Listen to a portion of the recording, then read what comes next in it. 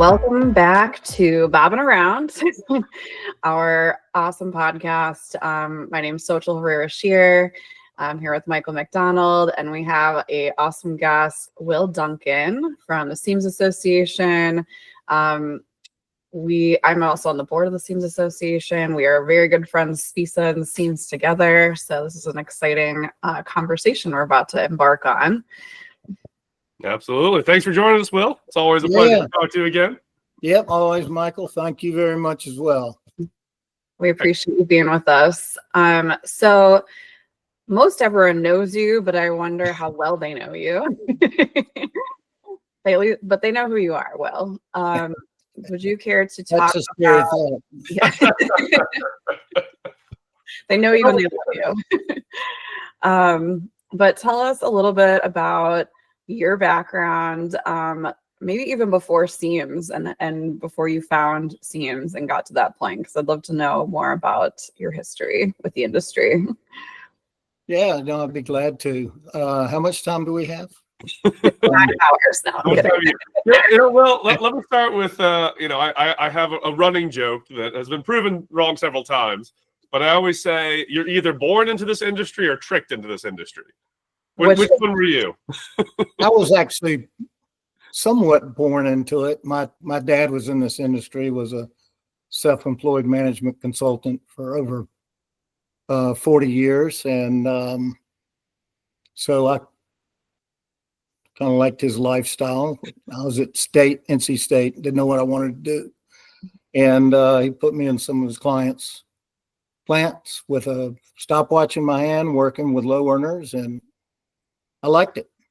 I enjoyed helping those ladies buy that washer and dryer that they couldn't before, working with them on their efficiencies and so forth. And that's kind of what hooked me into it, even though my dad was trying to talk me out of it. I think he thought I wouldn't like it or take hold, and I did. And so that's going back 40 years ago. And I can tell you this, you guys don't remember it, but this was back when everything that was sold here in sewn products was made here. And so, I worked as an industrial engineer when I graduated from state for a couple companies, and then went into management and served as plant manager for a couple companies, and then an executive director for another. I helped start up one of the first commercial pre-wash laundries in this country. We did all of the wet processing development for Polo and other companies, and actually the owner invented the old weathered mesh golf shirt. Polo's famous kind of faded out shirt. He invented that. And managed a sweater factory in Wilmington that was only we knit 24/7 and cut and sewed finished products that were packaged out store ready. And so the only person I was dependent on was our yarn supplier. That was a pretty cool operation, among other things. And then had the opportunity to move back to Raleigh and go to work for a company called TC Squared. Yep. Some in the industry will remember us. We were when I started mainly technology development company. We were trying to automate the industry, and it was a not-for-profit collaboration between industry and the U.S. Department of Commerce, where we received funding for that research, and lots of robotics research was done. We also set up a teaching factory, talked to all the equipment suppliers into putting their latest state-of-the-art technologies and processes, software into this one center to demonstrate all of this. We also went to the Far East and studied what Toyota was doing in the car seat manufacturing. It's where we learned about, at the time, cellular or modular, which we now refer to as lean manufacturing. And we were the first to bring that back to this hemisphere for our industry. And we learned about it by setting it up in our teaching factory and demonstrating it for where we had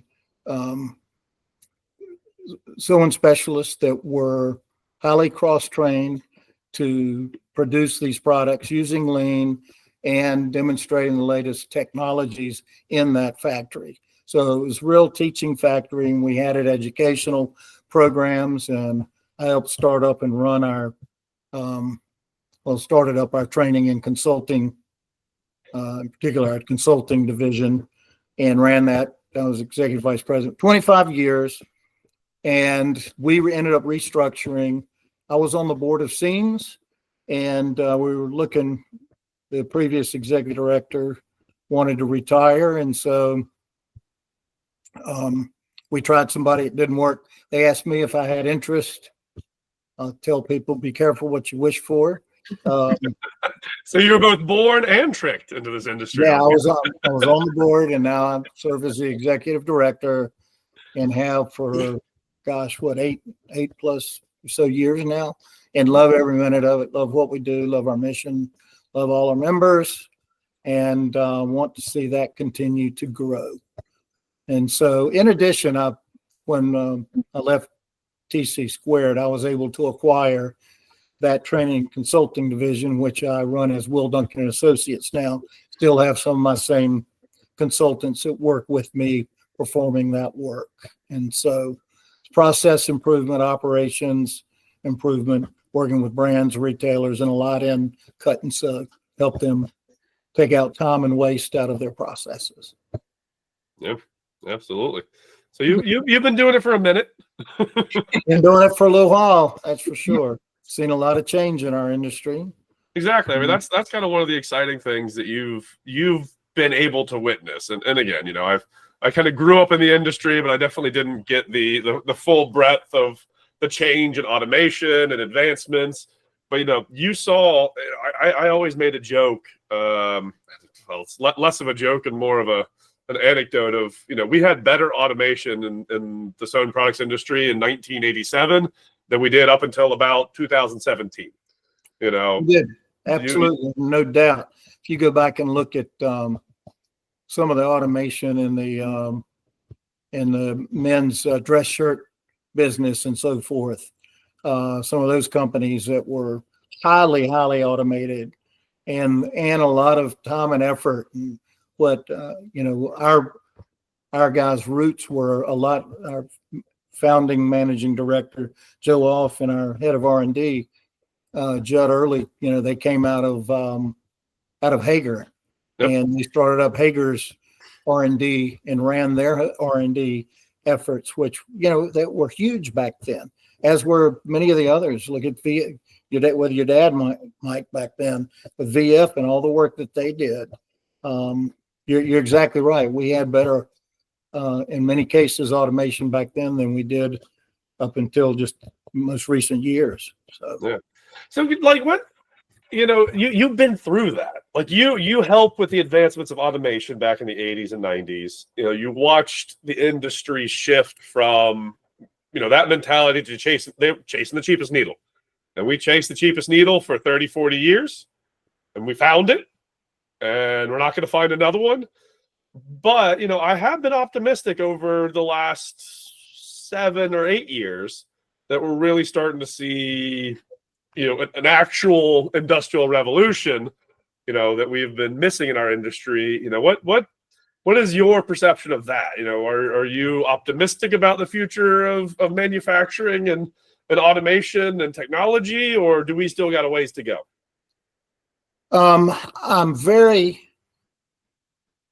optimistic about the opportunity that's there because I think it's huge. Yeah.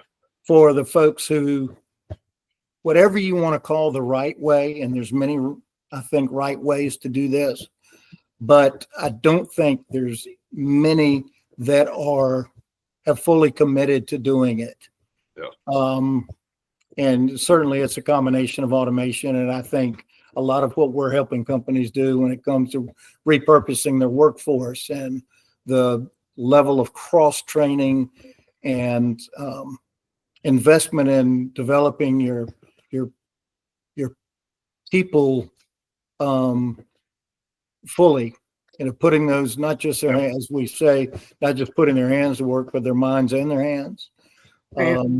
And I think there's tremendous opportunity to do it here. And we know that from a financial standpoint. We've run many pilot programs for many, many years. And this is why TC Squared was founded. And then, of course, when all of our members moved offshore, I moved with them. 80% of our consulting was in Latin America up until, about 8 years ago.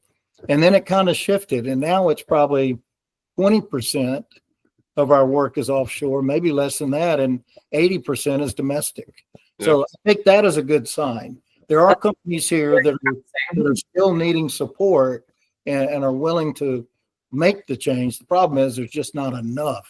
Right. And the ones that are here, and it's not necessarily textiles. If you'd asked me this 10 plus years ago, I'd have said, yeah.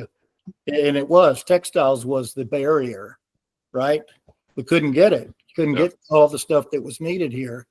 That's not the case today. We have good textiles in many product sectors, not all product sectors, so not everything, but we can do a really good job here in a lot of product sectors, and not just here, but I think in the region, if you will. The problem now is cut and sew, lack of available people and available automation, right? Right.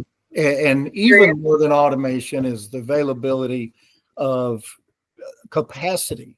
Yeah. Because, most of the larger guys, most of the time they're full, right? Yep.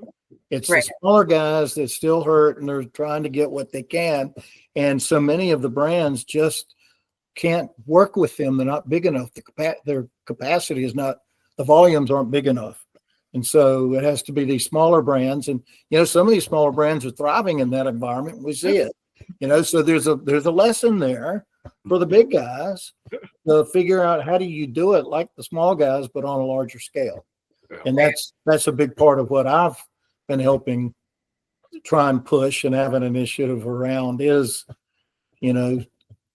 setting up these lean lines, wasting automation as it applies, that are highly flexible workforce designed to make a family of products for a brand, right? And literally be able to receive an order and ship it in 3 days. Yeah. And that includes, that includes having your raw materials availability, but the ability to cut it, sew it, and ship it in less than 3 days. And I don't care what it is, as long as it's within that product family. We have designed a factory that can do that. And we're most everything we're talking about, we've put in at some point or another for companies. It's just none of them have really gone the full tilt of doing all the rest that goes with that. And that's really repurposing that workforce. Right. Yeah. The brand and the factory, as you said, to kind of align on absolute quantities and lowering MOQs and getting that in the same ballpark to play together. Absolutely. I feel like we have kind of maybe a parallel universe somewhere where we didn't have the mass exodus from the big brands, and we would have all this automation in place and we would have all this workforce. This is a question you have to speculate as an answer, I guess. If it hadn't left, do you envision that the labor problem that we have today, no young people want to work in this industry, if it hadn't left, do you think that was ever a problem in, let's say, the early 80s? Or were people wanting to work in this industry? Well, yeah, here is the problem. No one wants to work in that traditional environment, right? Piecework type of environment where you're sitting on scraps that you've made pillows out of to get yourself comfortable, because you're going to be sitting there all day pretty much doing the same thing over and over, and hoping that management doesn't screw it up and cost you money that day and that week, right? Yep. And so No one wants to do that. Mhm. No one. The only reason someone would do that is if they were absolutely starving. Yeah. Okay. And we see that in other countries. Mhm. But who today in the US really wants to work in that environment? No one. Yeah. So how do we change that environment? And that's where when you look at these lines like we're talking about developing, they're actually mini factories. And those teams take on much of the daily decision making that has to occur. And so you literally, when they start to take ownership, we've had teams mature to the point where it's pretty much their own little business, right? And their business partners are their co-workers that are in their team with them.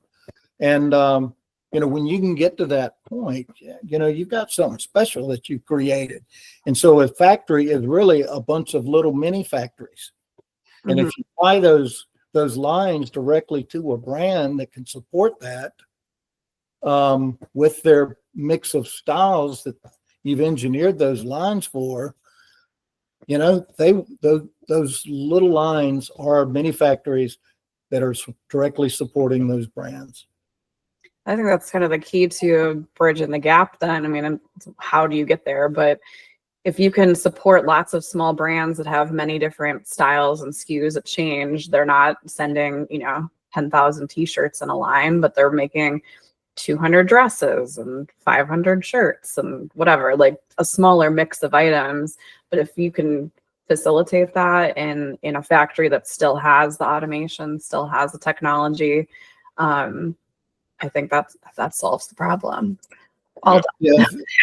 Not sure you may not have those dresses running through the same line as a t-shirt as the ones that are making shirts. Right. But your operators are specialized, right? Right. You can have multiple styles of dresses that could be run through that same line, and multiple styles of shirts that are being run through that line. One of the things we do when we set these up is we look at the style mix they have, and we design these families so that the work can flow through those lines. It doesn't mean you might not have to change machines around, but we get really good at that too, to where, from the time that last style is coming out of the line, you can have that next style coming in, and that could be even moving some machines around, during that interim. But it's all choreographed. Look, when you get this right, it looks like NASCAR when the car comes into the pit crew. Yeah. And literally, you're doing that changeover like that pit crew does, and next thing you know, within a matter of minutes, not hours, that new style's coming out the end of that line. It's pretty amazing. There's something fun there, Will, that's worth exploring of, an actual competition. Like you get a line of 5 operators, like pick your best 5, bring them to a trade show. You get your tech pack an hour before, so you can do it the fastest. Like, competition breeds innovation. We as an industry, we love to measure, we love to prove, we love to, find things more efficient. Nothing makes something more efficient than competition. And so I don't know. There's something there that could be fun. Bring it on. Bring it on, Michael.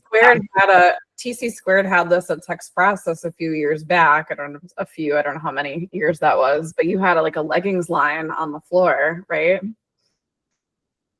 Yeah, we've had a number going back through the years. We've had a number of lean lines, that we demonstrated at going back to the precursor to the show. Everybody knows as the Bobbin Show, right? And we were actually at TC Squared. We had designers at one point. We had designers designing new styles at night, dropping those. People were placing their orders and could literally get a time to come over and see their product being produced through the line. That included cutting in one booth, printing in another booth, and all of this going on throughout the entire trade show floor, with it culminating at our booth, where we had our sew line producing those styles. and you could come by and watch your product being produced and pick it up and take it home. I like it. Cool. It's an incredible demonstration of like how everything can happen in a big space, but also obviously the coordination in the background to make that happen. Absolutely. And keep in mind, that was probably 15, 18 years ago that we did those demonstrations, right? So it can be done. We know it can be done. And it's just a matter of, I'm not sure that the change we need, the magnitude of change we need will not come from the existing industry. Yep. It's going to take new companies with new investments that aren't steeped in all our traditional paradigms around how products have to be produced to help set this up and make it work. Yeah. And so there's a lot of walls that need to be broken down in this industry. And I don't think anybody would deny that or argue that fact. I mean, we can argue about which walls and what paradigms, but there are definitely, it is one of the things that's interesting when you kind of travel the country and find the different pockets of industry. The way they do it in Detroit, the way they do it in Austin, Texas, is significantly different than the way they do it in the Southeast, because they don't have that historical, baggage. And so it is interesting. Again, there's a lot to be learned from history, but if you get caught up in it, you can't move forward. And so there is some paradigms there that are really interesting to kind of dig into. But before we kind of get into all the cool stuff that SEAMS is doing at Texprocess Americas and in general, we already got into too much dialogue before we even introduced who SEAMS is. So let's take a step back.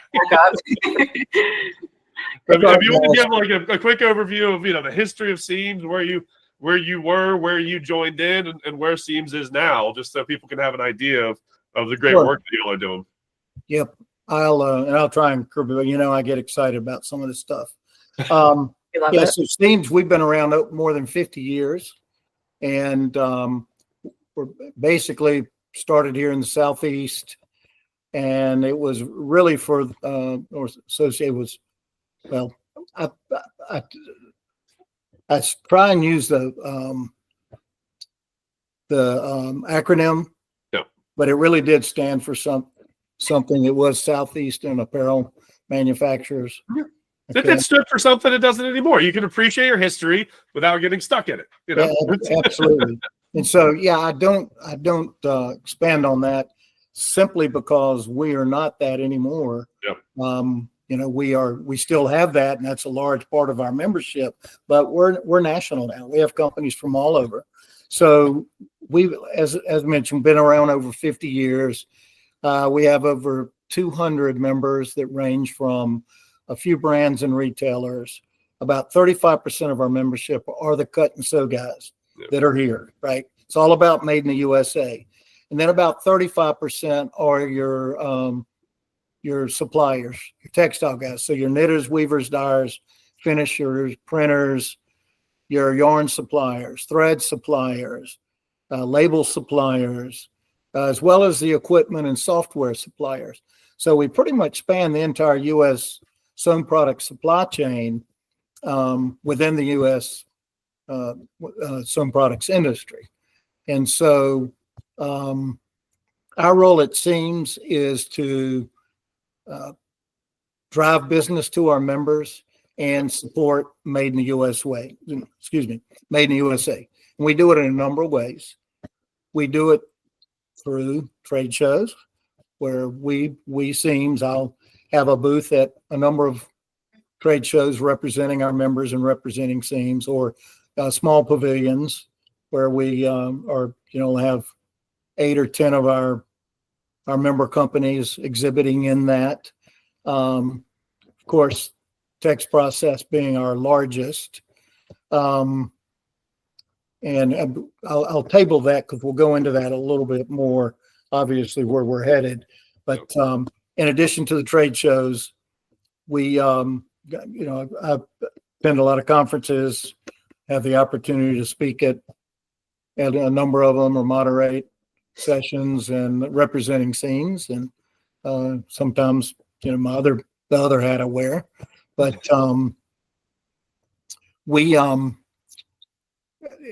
there's a lot of benefits of membership within SEAMS. The number one, and I won't go into all of that. The number one is the networking.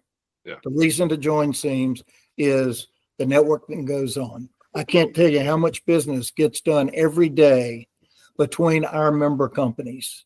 Yeah. And there are collaborations and supply chains within our network. And there's people who have started their brand and supply their brand solely through SEAMS members, which is really cool, right? Yeah. And so, some of the other benefits are our Power Search tool. So when a company joins, they fill out a company profile, which includes a form. They check all the different boxes that apply to them and so forth. That goes in our database. So you can go to the SEAMS webpage on our landing page, and you'll see Power Search at the top. It works like a Google search. If you click on that, it'll bring up a dialog box. And if you're looking for children's wear, or you're looking for denim, or you're looking for thread, or you're looking for sewing equipment, you put in those key search words, and it'll bring back a list of our member companies that can provide that product service with all their information, contact, link to the website, all of that. So it's a sourcing tool to help the industry find our members. And it's a free tool to use. You don't have to be a member to use it. You just have to be a member to be represented in it. Okay? Another thing we do, we have twice a week, our executive director, business manager, Nancy Kinderconnect, posts the different bid opportunities, both at the federal, state, and local level, out on in our members only section. That is a members only benefit. But twice a week, she's posting those open bids that are, especially for the small and medium sized guys that don't have the ability to plug into all that goes on in that world. And we'll have anywhere from 50 to 100 and some open bids out there at any one time. So another little benefit for the member companies. And on and on. I can go on forever. We have lots of things, but again, the true benefits, as you both know, is the networking that goes on. Yeah, it's those connections, absolutely. So, do I need to add anything else to that, or is that? No, you covered it. Again, it's one of those things. It's a really interesting dynamic, honestly, between SPESA and SEAMS. Like, we've got about a 30% member overlap. Yeah, we do. Any other, outside of the nonprofits and any other industry, that would mean that we would be, fierce competitors trying to fight over different members, and we're just not. SPESA, we've got our own dynamic. We've got, member restrictions. I've sent more members to SEAMS probably than I've accepted on my own, just because people ask, and like, well, you don't fit the profile, but SEAMS is the right place to go. And so you really do have like the full supply chain. And I have no problem, sending my members to you as well, because if they want to meet their customers, if they want to meet their supply chain, there's not a better place to go. So it has always been a joy to work with SEAMS. And you're right, like, you do have that entire supply chain. And so, the one thing I wanted to kind of touch on before we hopped into some other topics. Michael, before we leave that, let me just say, and it is reciprocal. My history with your predecessors, it seems, with both Dave and Benton for many, many years. And Dave and I have traveled the globe together for a long, long time, and have always had a strong relationship, and still do. Believe it or not, Michael, I still do, if not even more, to be honest with you. And of course, love going to y'all's events and networking with all the folks, and think the world of the job you guys do. So though we have overlap, we have somewhat different missions of what we're doing for supporting our members. And, I've never had a member that said, I don't think I need to be a member of both. Right. Never. No. I have been called SEAMS a couple times, and I still get to laugh about it. Like, well, no, they're awesome, but that's not us. We get those quite frequently. But it is, it's what I love about our industry, our sector. And again, you kind of we can dig into the Alphabet Soup Collective, which adds another 11 or so associations to the group of people that are really just trying to better the industry. But before we jump into that, you mentioned building the supply chains, and I wanted to kind of take some time to go through what y'all did during the pandemic. Like, you literally went out and built supply chains. And so we kind of touched on it at the very beginning, but I've said a number of times, especially recently, of like, the U.S. does not have like a Li and Feng. Like, we don't have that, one-stop shop that, like, I want this product made. Okay, done. I know all the manufacturers, all the factories, but the closest we have is what y'all are doing. And so I think it's a critical mission in the industry to continue to support what you're doing and expand on that, because it is the real challenge. Like, it's real hard. Like, if somebody wants to make a product that make it in the US, 95% of the time they burn out and go to China because it's hard. Yeah, it's not for the faint of heart. And for the most part, you do have to build your own supply chain. Yep. And put that together. And most people don't have the intestinal fortitude to jump through those hoops and figure it out. And I also think it's one of the reasons many of the brands, that want to come here give up on it as well, because it's hard work. It's hard to do. And, they forget they had to do it originally when they moved offshore. Right. And, but today, they've gotten spoiled by that full package Far East sourcing model, and they want it here, right? And you're right, there is that very difficult to find somebody that's that one-stop shop, and I think we're as close to that as we have right now. And so anybody that's watching this, if you're looking to source here, please give us a call, and we'll help you any way we can to try and plug any holes that you may have in your supply chain, or need introductions and so forth. That's a big part of what we spend our time doing, and helping our members. And once you're in, once you start getting to know our members, you'll find they're the most giving and sharing companies and individuals you'll ever find out there. If you're trying to make it here, they'll open up and help you any way they can. So that's been a big piece for myself, working with lots of small businesses, knowing I can call up the SEAMS office, but also any of the members that I've met at the events, whether they can help me or whether they've got a connection that can help me, my clients. That's been huge. So that's why I joined. But yeah, that full package thing doesn't exist here. Really, outside of like decorated t-shirts and that type of market, you can get full package there. But any other product, it's like tooth and nail clawing at.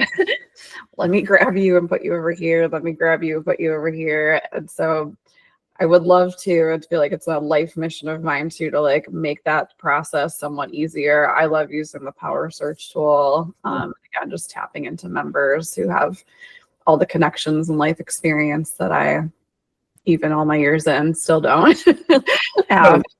So one of my longer term goals when I first took over was, and I already knew a lot of the folks anyway, was trying to more formalize our supply chains we have within SEAMS. Mm-hmm. And for whatever reason, COVID didn't help. And then, everybody last year and a half or so is, in a lot of cases, when you're in survival mode, it's hard to do a lot of that. Right. But to what Michael, like you did bring it together, you brought people together to step up and form these very quick supply chains to, make PPE. Yeah, we did it in PPE. I want to be able to do that, but have them not go away like PPE, right?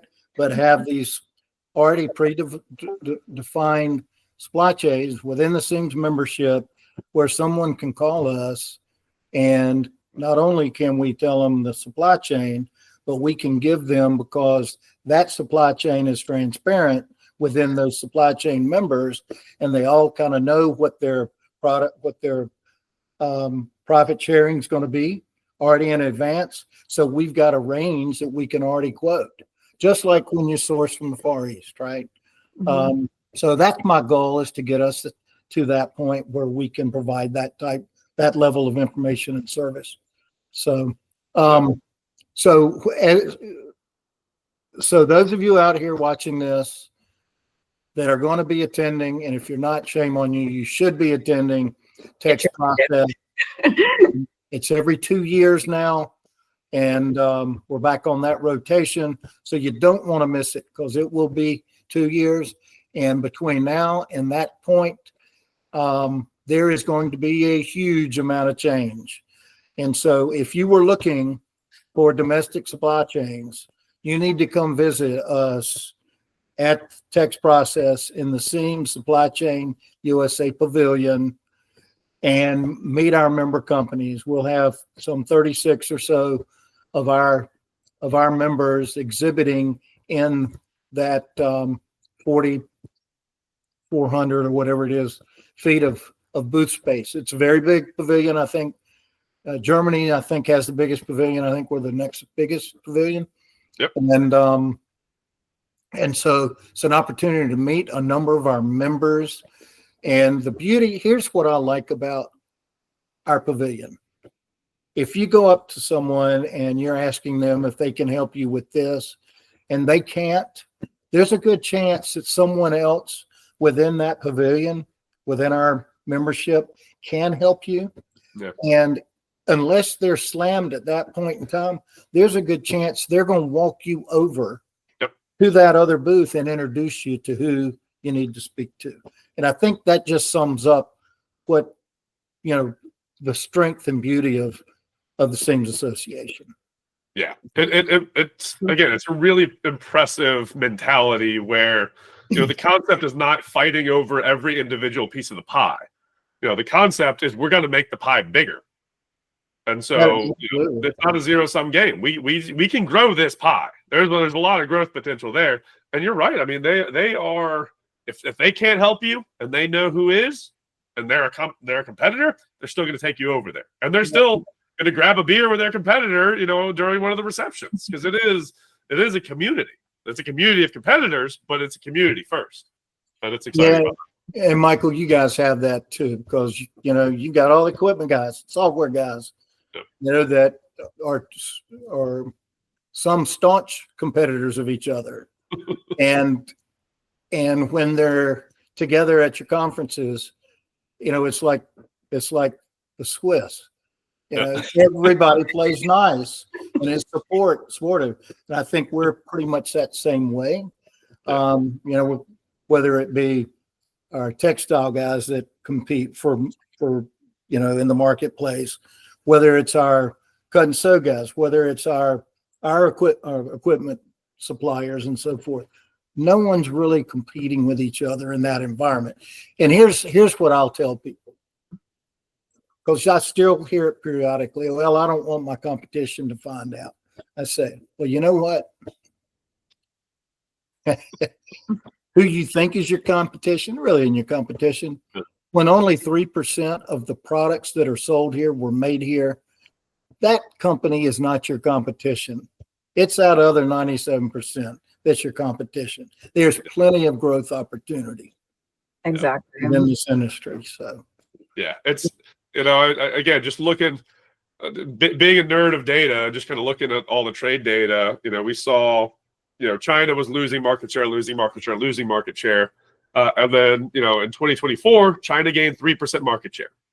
That's our entire industrial domestic base, and that's the rounding error for them. Yeah, and we've spent our entire careers trying to increase that 3%.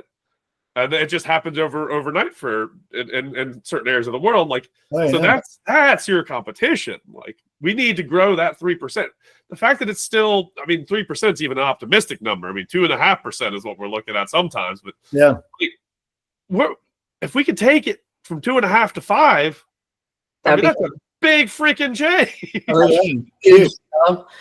Well, right. Yeah. And if you don't share who you're working with and who's part of that, some of those companies, obviously, we've seen them slip through the cracks and close because nobody else can find them, or they're a secret, or they're, they lose business. A brand goes out of business, and then maybe that was the mill's biggest client, and they don't have enough else to support it. So like, we keep seeing these really terrible stories happening. That's more than just a story. It's like people's livelihoods and lives in our industry, but it keeps happening. Like, if we don't amplify it, if we don't yell from the rooftop about it, like, it's going to go away. I'm reminded of, we had Pete Roberts from Origin Brands speak at our recent conference at the SEAMS Association and talk through his own story of, making stuff in Pakistan and other places, and seeing the knockoffs that were happening from his direct factory. And that was like the catalyst that brought him to make everything here and start doing everything the right way. And it's certainly not easy by any stretch, but those types of stories are really inspiring, and that's what we need to be like talking about. Yeah, I mean, his was a hell of a story that I think everybody needs to hear, of like, showing up at a at a martial arts tournament, seeing his gi, going up to the person and being like, "Oh my God," and then finding out it wasn't his. I mean, it's a cautionary tale that people need to understand, but that's the reality of the situation. And I get mad at the government sometimes because I'll go to a conference and they'll talk about all these really high tech research projects that they're doing in universities, and they're making cool carbon fibers and really advanced technical textiles. And I'm like, well, if you can't produce it here, then wherever you send it to, they'll say thank you for all the research that you invested in, and we'll take your product. Like, no, we got to support the industry here. Again, we are an R&D nation, and I love that about us. But there are some things that once you do the R&D, you kind of need to be able to make it to. and keep it. And keep it. Yes. Yeah, So, no doubt. Now, the one thing I definitely want to dig into, and I feel like I might nerd out about this more than anybody else, but the mannequins that y'all are setting up around your booth really excite me personally, because you'll go and you'll look at websites and they'll be like, well, you've got this is how we trace. You can trace our entire supply chain, like where the cotton comes from, but it's all on a screen. What y'all are doing is you're putting products on a mannequin, and you're like, that guy right over there made the thread. That guy right over there made the fabric. Like, you literally see the entire supply chain in one place. Like that's exciting to me. It is super exciting. We're not setting up the whole send the cutting down to the floor over there and do that whole thing, but honestly, maybe that's a goal for 2027. But we are showcasing, our SEAMS members and the collaborative efforts. Sometimes they didn't all know that they had, we worked really hard to piece together like end product, and where are they getting that fabric from, and where did that fabric get their yarn from, and whose thread, whose label, who's doing the cut and sew. And then not even to mention the equipment suppliers, the sewing machines, the cutting equipment, spreaders, everything else that's contributing to that. And I think we're right around 30. We might have a little bit more. We'll see. People contributing to that. But yeah, it is super exciting. Yeah, I'm excited about it. We did it a few years back at the show. And when we did that, I pretty much collaborated having products made. And so we went through and said, all right, we're going to do a men's pant, men's shirt, ladies, whatever it was we did. And then asked members to participate in that. And so whoever produced the fabric shipped it to Cut and Sew, and then the thread guy sent his stuff, the label guy sent his stuff, and then so it was really designing a SEAMS product, if you will, around products that they already made. And we're doing a little bit of that. Xochil is designing a few products that we're doing that way. But some of it is where we're taking existing products that are currently being made and have minimum of 3 SEAMS members that have participated in the development, in the manufacture of that product. Yeah. And so we're going to have in the SEAMS pavilion, the SEAMS booth is in kind of the hub in the middle of the pavilion, like usual. And a lot of times I have a lounge there. That's the other half of our booth. We're going to turn that into our SEAMS Supply Chain USA showcase, member showcase. And so we'll have a couple mannequins in there dressed out. We'll have several shelf or what do you? Yeah, so we have apparel, but we also have non-apparel sewn products. So even though like fashion gets the the name, the attention, each of those products will list the SEAMS members that participated in the design, production, whether it's equipment, whether it's the actual cut sew, whether it's the fabric, labels, whatever it is, will be listed. So we're excited about it, and so encourage everybody. And there may be a few mannequins floating around somewhere on the show floor as well. And so we're looking forward to that. So if you see those, take a peek at them, look at the supply chain, and definitely stop by the pavilion and come meet some of the folks participating in that. Yeah, again, I think this is a huge call out to maybe a demographic that doesn't usually attend this trade show, the sourcing and supply chain people. Like, you come to learn. Like, these people are doing it. If you need to learn how to build a supply chain in the US, you're not going to do it on your own. That's the first and foremost thing to learn. Ain't nobody going to be able to figure out how to build an entire supply chain on their own.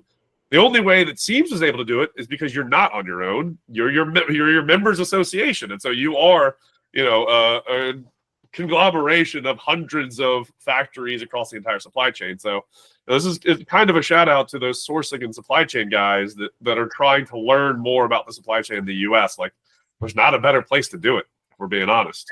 Yeah. For some people who say, "Oh, we can't make that here. We can't make that here." I guarantee that there are people willing and able, or already making something similar, and they can figure that out. Yeah. No doubt. But again, it's an exciting endeavor, and I am there. There's good promise. There's good promise in this industry in the U.S., and there's so much opportunity. There's so much opportunity. There really is. Don't disagree. And I'm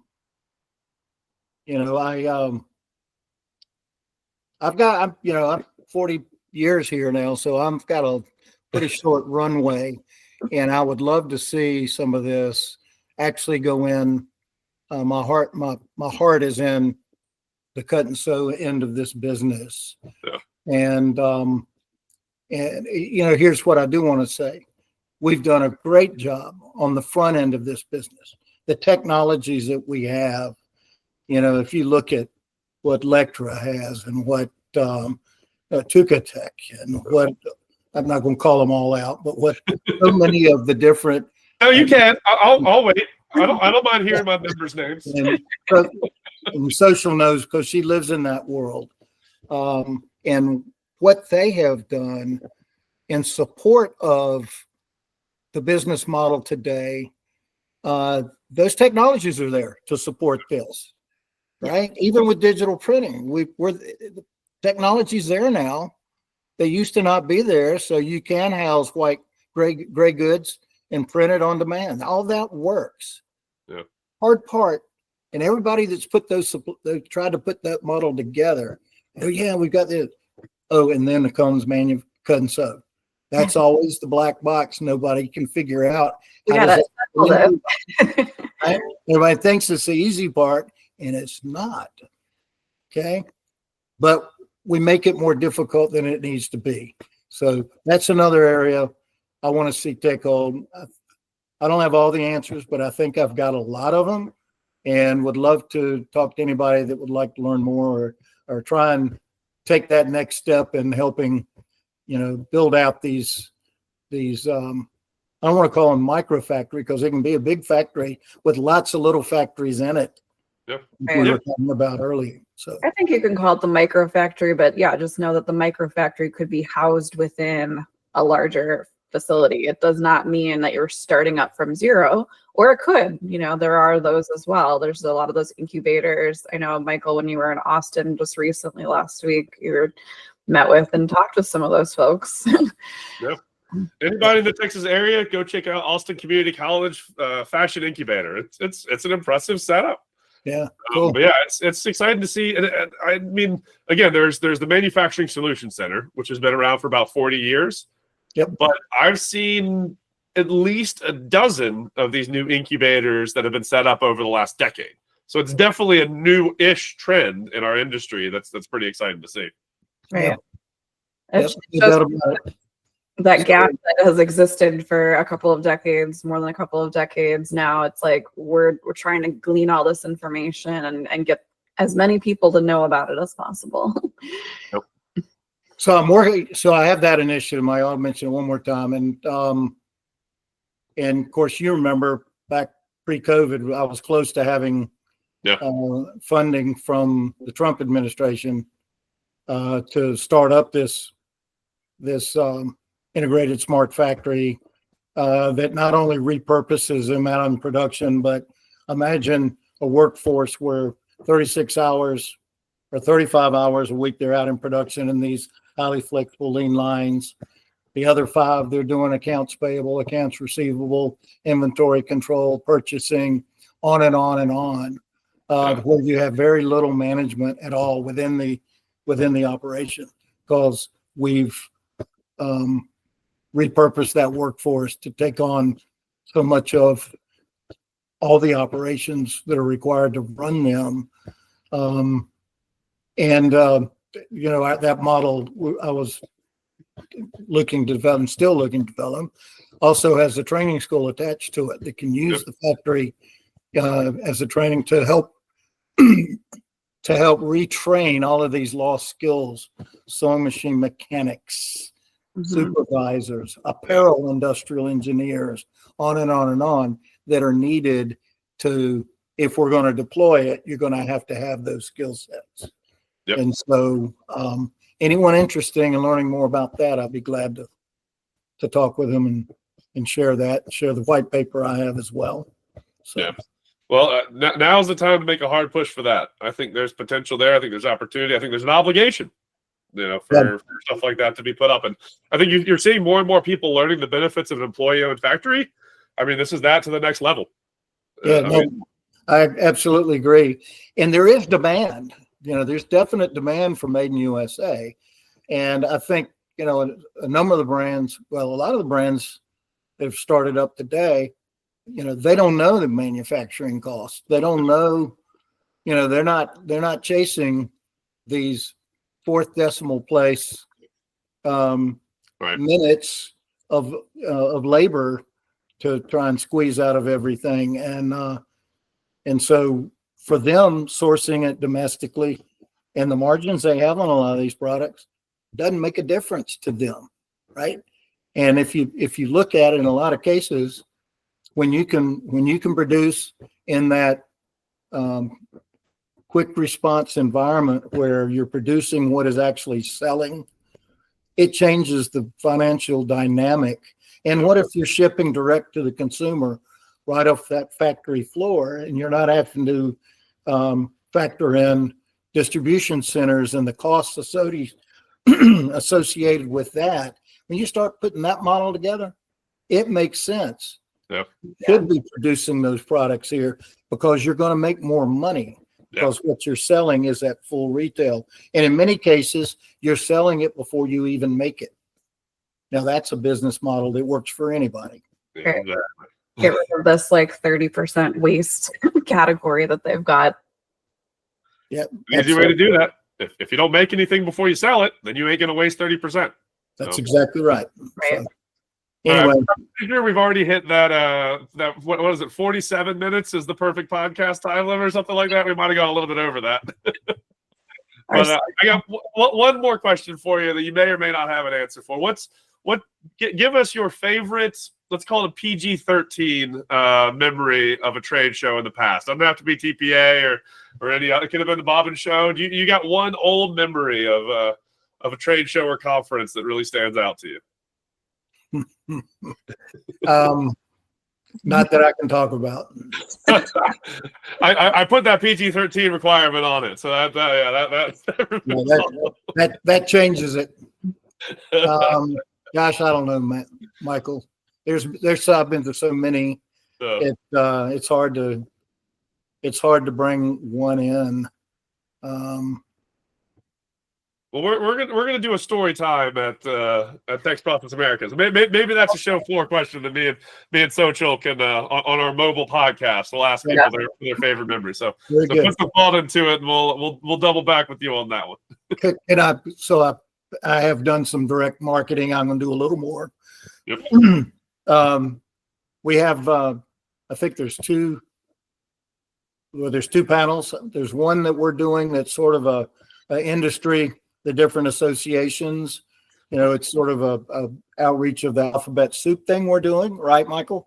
Yes, sir. Okay, and so SEAMS, I'll be participating in that one. Then we also have a supply chain made in the USA panel that we're doing that's I'll be moderating, that's comprised of SEAMS members.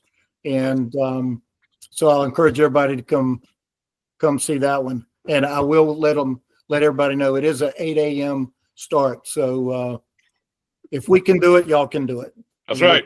You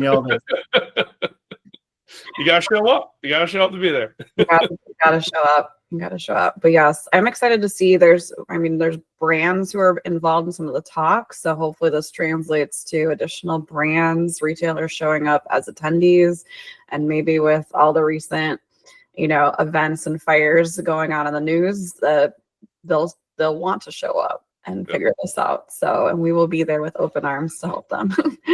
Well, let me put in my final plug. Those of you who may have never been to this show, it's the finest supplier show, certainly in our hemisphere. And, and it rivals any you'll find in the world. And a big part of that is not just Messy Frankfurt, but a lot of the backbone they have behind them with SPESA and their members that are the big guys supporting this show. And so do yourselves a favor and make sure you come and attend. And also make sure you come see us. You'll find some friends. You will definitely find some friends. And if you don't get your time's worth, come talk to me. Then you did something wrong. And I'll tell you how to fix that. So no, it is a worthwhile, and not only is it worthwhile, we'll have a little bit of fun too. Absolutely. Well, thank you so much for being our guest, Will. This was an awesome conversation. I'm excited to see everybody in person in a few weeks. And well, we're looking forward to it. Thank you, guys. Yes, sir. Thank you, Will. Bye-bye.